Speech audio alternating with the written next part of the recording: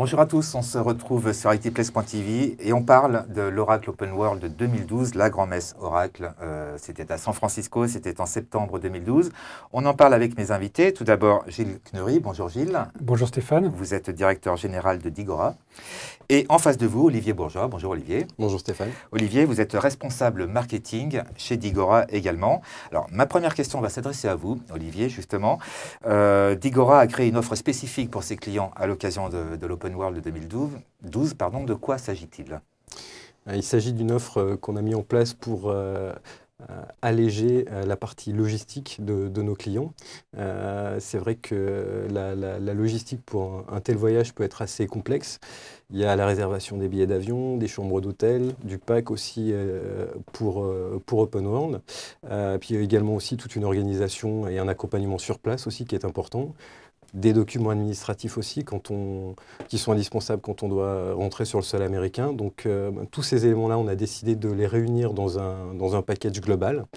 Un package d'ailleurs qui est éligible au droit individuel à la formation, le DIF, puisque nous sommes un organisme de formation certifié.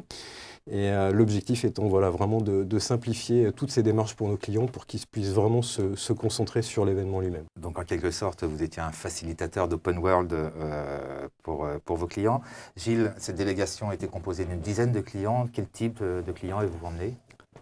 En fait, on s'est aperçu que toutes sortes de clients se sont inscrits, des grandes entreprises françaises, du CAC 40, dans les services, dans l'industrie, mais aussi, de façon plus étonnante, des clients du secteur public, pour qui c'est particulièrement compliqué de s'inscrire ou de participer à ce genre d'événement. Donc en fait, une palette assez représentative de ce que sont les clients Oracle habituellement. Et avec des interlocuteurs plutôt orientés techniques ou pas seulement?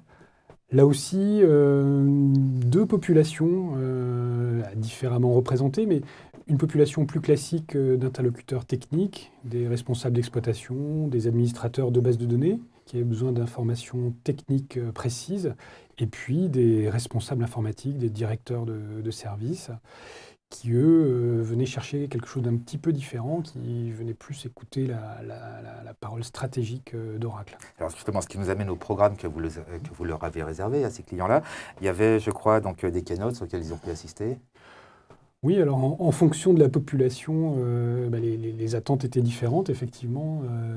Les dirigeants, les responsables informatiques suivaient plutôt les keynotes. Effectivement, des one-to-one. Absolument, des one-to-one également, donc, que nous avons pu mettre en place avec l'aide des représentants d'Oracle français, donc des discussions avec les product managers, avec les différents vice-présidents d'Oracle.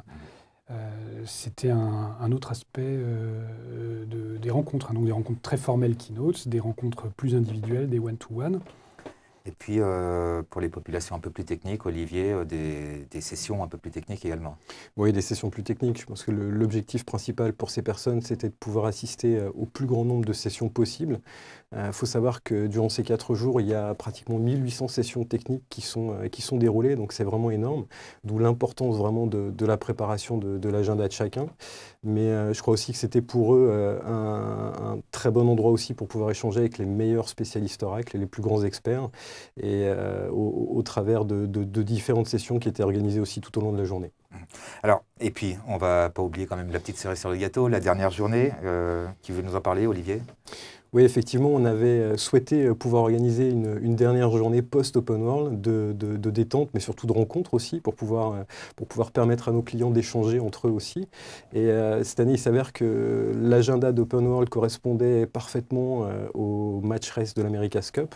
On a donc décidé d'emmener tous nos clients sur un très beau voilier au beau milieu de la baie de San Francisco.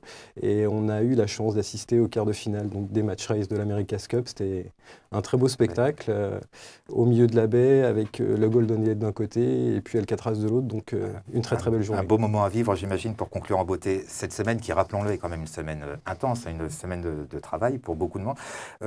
Quel bilan, Gilles, tirez-vous aujourd'hui Digora, tire de l'Open World? Un bilan qualitativement exceptionnel, hein, Olivier. Je crois que nos clients étaient ravis qu'on ait pu les accompagner. C'est vrai qu'on a la faiblesse de penser que sans notre aide, ils auraient été un petit peu perdus.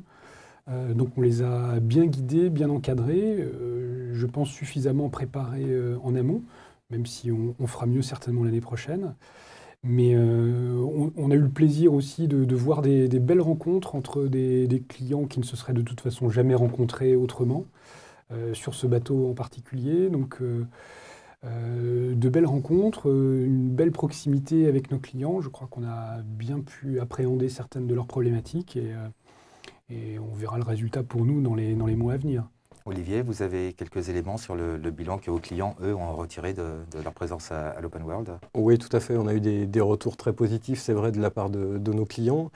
Beaucoup de rencontres, effectivement, beaucoup d'échanges, même pour certains aussi sur des problématiques communes. Donc, ils étaient ravis de pouvoir discuter de tout ça. Et puis, je crois le plus important aussi reste la quantité d'informations aussi qu'ils ont pu recueillir et toutes les réponses aussi à leurs questions qui, j'en suis persuadé, vont pouvoir leur permettre d'accélérer le processus de développement de leurs différents projets. Beaucoup d'informations, effectivement, dont les annonces faites par Oracle à l'occasion de cet événement. Qu'est-ce que vous en retenez, vous, Gilles, de votre côté? Il y a eu des annonces intéressantes. Je pense à Big Data, le cloud, les nouvelles machines Exadata. La nouvelle version de la base de données, bien sûr, en 2013, la 12C. On rappelle que c'est pour cloud. C'est pour cloud, absolument, avec des fonctionnalités qui ont été dévoilées, tout à fait intéressantes dans ce domaine-là. Donc, beaucoup de choses. Il y a aussi eu, non pas des annonces, mais disons des confirmations sur Fusion Application, avec un grand nombre de références ou de sites qui sont maintenant en production. Donc des annonces intéressantes, mais surtout beaucoup de discussions, beaucoup de partages avec nos clients qui nous laissent augurer de beaux projets en perspective. Merci beaucoup d'avoir été avec nous sur le plateau d'ITPS.tv. Merci à vous de nous avoir suivis et à très bientôt.